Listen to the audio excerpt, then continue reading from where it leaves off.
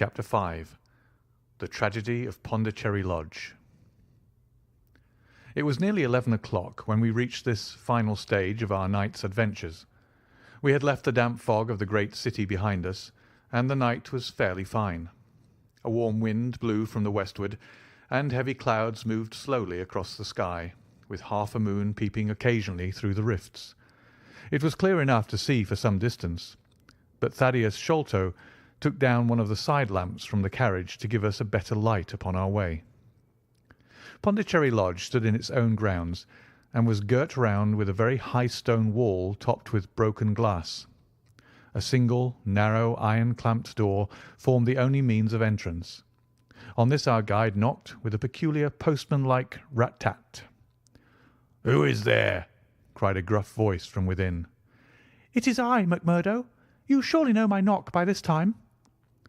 There was a grumbling sound and a clanking and jarring of keys. The door swung heavily back, and a short, deep-chested man stood in the opening, with the yellow light of the lantern shining upon his protruded face and twinkling, distrustful eyes. "That you, Mr. Thaddeus? But who are the others? I had no orders about them from the master." "No, McMurdo. You surprised me. I told my brother last night that I should bring some friends." "He ain't been out his room to-day, Mr. Thaddeus, and I have no orders. You know very well that I must stick to regulations. I can let you in, but your friends must just stop where they are." This was an unexpected obstacle. Thaddeus Sholto looked about him in a perplexed and helpless manner. "This is too bad of you, McMurdo," he said. "If I guarantee them, that is enough for you. There is the young lady, too. She cannot wait on the public road at this hour." "Very sorry, Mr. Thaddeus," said the porter inexorably. "Folk may be friends of yours, and yet no friends of the master's. He pays me well to do my duty, and my duty I'll do. I don't know none of your friends." "Oh, yes, you do, McMurdo," cried Sherlock Holmes genially. "I don't think you can have forgotten me. Don't you remember the amateur who fought 3 rounds with you at Alison's rooms on the night of your benefit tour years back?" "Not Mr. Sherlock Holmes!" roared the prize-fighter. "God's truth, how could I have mistook you? If instead of standing there so quiet you just stepped up and given me that cross hit of yours under the jaw, I'd have known you without question. Ah, you're one that has wasted your gifts, you have. You might have aimed high if you'd joined the fancy." "You see, Watson, if all else fails me, I have still one of the scientific professions open to me," said Holmes, laughing. "Our friend won't keep us out in the cold now, I am sure." "In you come, sir, in you come. You and your friends," he answered. "Very sorry, Mr. Thaddeus, but orders are very strict. Had to be certain of your friends before I let 'em in." Inside, a gravel path wound through desolate grounds to a huge clump of a house, square and prosaic, all plunged in shadow save where a moonbeam struck one corner and glimmered in a garret window. The vast size of the building, with its gloom and its deathly silence, struck a chill to the heart. Even Thaddeus Sholto seemed ill at ease, and the lantern quivered and rattled in his hand. "I cannot understand it," he said. "There must be some mistake. I distinctly told Bartholomew that we should be here, and yet there is no light in his window. I do not know what to make of it." "Does he always guard the premises in this way?" asked Holmes. "Yes. He has followed my father's custom. He was the favourite son, you know, and I sometimes think that my father may have told him more than he ever told me. That is Bartholomew's window up there, where the moonshine strikes. It is quite bright, but there is no light from within, I think." "None," said Holmes, "but I see the glint of light in that little window beside the door." "Ah, that is the housekeeper's room. That is where old Mrs. Bernstone sits. She can tell us all about it. But perhaps you would not mind waiting here for a minute or two, for if we all go in together and she has no word of our coming, she may be alarmed. But hush! What is that?" He held up the lantern, and his hand shook until the circles of light flickered and wavered all around us. Miss Morstan seized my wrist, and we all stood with thumping hearts, straining our ears. From the great black house there sounded through the silent night the saddest and most pitiful of sounds, the shrill, broken whimpering of a frightened woman. "It is Mrs. Bernstone," said Sholto. "She is the only woman in the house. Wait here. I shall be back in a moment." He hurried for the door and knocked in his peculiar way. We could see a tall old woman admit him and sway with pleasure at the very sight of him. "Oh, Mr. Thaddeus, sir, I'm so glad you've come. I am so glad you've come, Mr. Thaddeus, sir." We heard her reiterated rejoicings until the door was closed and her voice died away into a muffled monotone. Our guide had left us the lantern.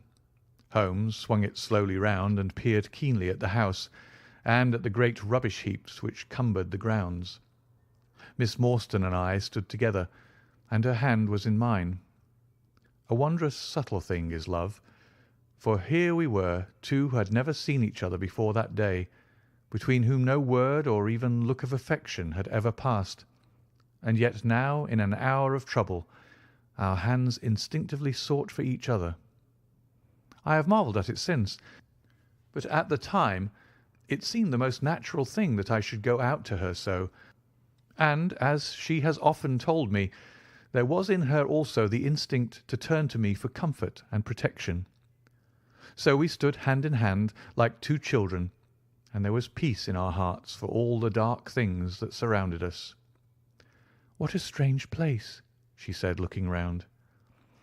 "It looks as though all the moles in England have been let loose in it. I've seen something of the sort on the side of a hill near Ballarat, where the prospectors have been at work."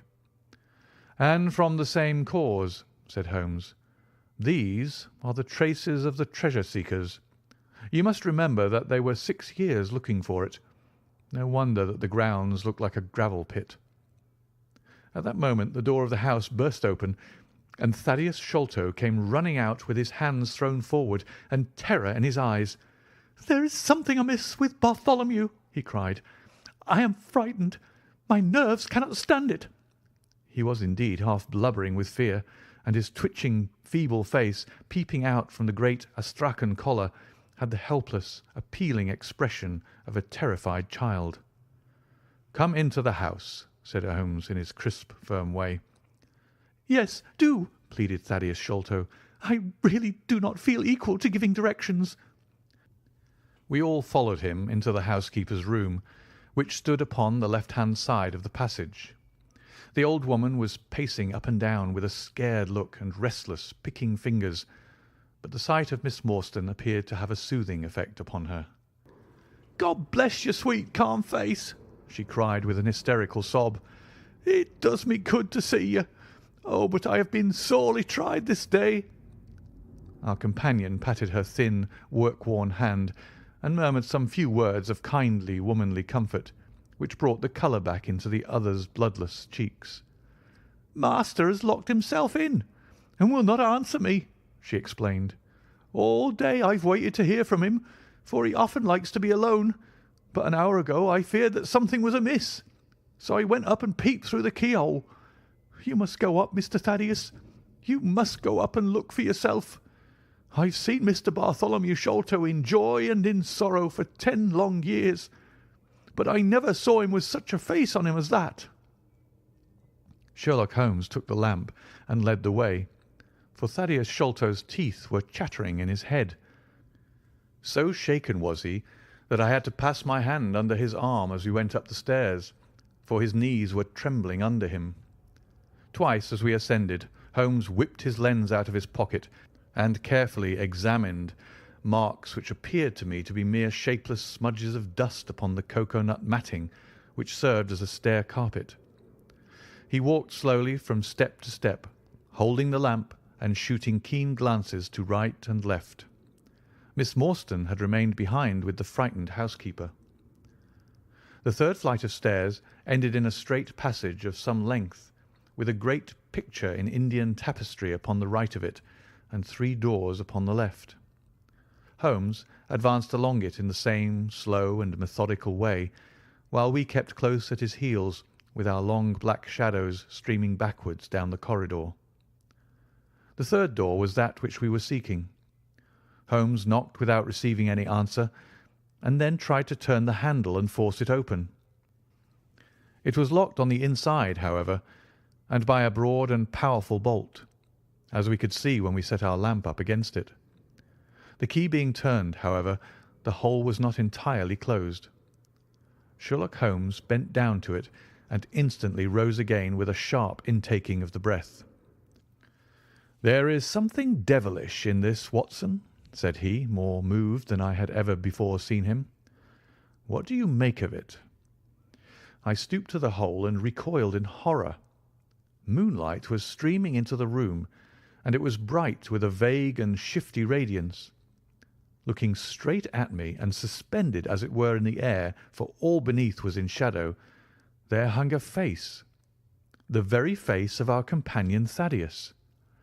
There was the same high shining head, the same circular bristle of red hair, the same bloodless countenance. The features were set, however, in a horrible smile, a fixed and unnatural grin, which in that still and moonlit room was more jarring to the nerves than any scowl or contortion. So like was the face to that of our little friend that I looked round at him to make sure that he was indeed with us. Then I recalled to mind that he had mentioned to us that his brother and he were twins. "This is terrible," I said to Holmes. "What is to be done?" "The door must come down," he answered, and springing against it, he put all his weight upon the lock. It creaked and groaned, but did not yield. Together we flung ourselves upon it once more, and this time it gave way with a sudden snap, and we found ourselves within Bartholomew Sholto's chamber. It appeared to have been fitted up as a chemical laboratory. A double line of glass-stoppered bottles was drawn up upon the wall opposite the door, and the table was littered over with Bunsen burners, test tubes, and retorts. In the corners stood carboys of acid in wicker baskets. One of these appeared to leak or to have been broken, for a stream of dark-coloured liquid had trickled out from it, and the air was heavy with a peculiarly pungent tar-like odour. A set of steps stood at one side of the room, in the midst of a litter of lath and plaster, and above them there was an opening in the ceiling large enough for a man to pass through. At the foot of the steps a long coil of rope was thrown carelessly together. By the table, in a wooden armchair, the master of the house was seated all in a heap, with his head sunk upon his left shoulder, and that ghastly, inscrutable smile upon his face. He was stiff and cold, and had clearly been dead many hours. It seemed to me that not only his features, but all his limbs were twisted and turned in the most fantastic fashion. By his hand, upon the table there lay a peculiar instrument, a brown, close-grained stick, with a stone head like a hammer, rudely lashed on with coarse twine. Beside it was a torn sheet of note-paper with some words scrawled upon it. Holmes glanced at it, then handed it to me. "You see," he said with a significant raising of the eyebrows. In the light of the lantern I read with a thrill of horror, "The Sign of the Four." "In God's name, what does it all mean?" I asked. "It means murder," said he, stooping over the dead man. "Ah, I expected it. Look here." He pointed to what looked like a long, dark thorn stuck in the skin just above the ear. "It looks like a thorn," said I. "It is a thorn. You may pick it out, but be careful, for it is poisoned." I took it up between my finger and thumb. It came away from the skin so readily that hardly any mark was left behind. One tiny speck of blood showed where the puncture had been. "This is all an insoluble mystery to me," said I. "It grows darker instead of clearer." "On the contrary," he answered, "it clears every instant. I only require a few missing links to have an entirely connected case." We had almost forgotten our companion's presence since we entered the chamber. He was still standing in the doorway, the very picture of terror, wringing his hands and moaning to himself. Suddenly, however, he broke out into a sharp, querulous cry. "The treasure is gone," he said. "They have robbed him of the treasure. There is the hole through which we lowered it. I helped him to do it. I was the last person who saw him. I left him here last night, and I heard him lock the door as I came downstairs." "What time was that?" "It was 10 o'clock.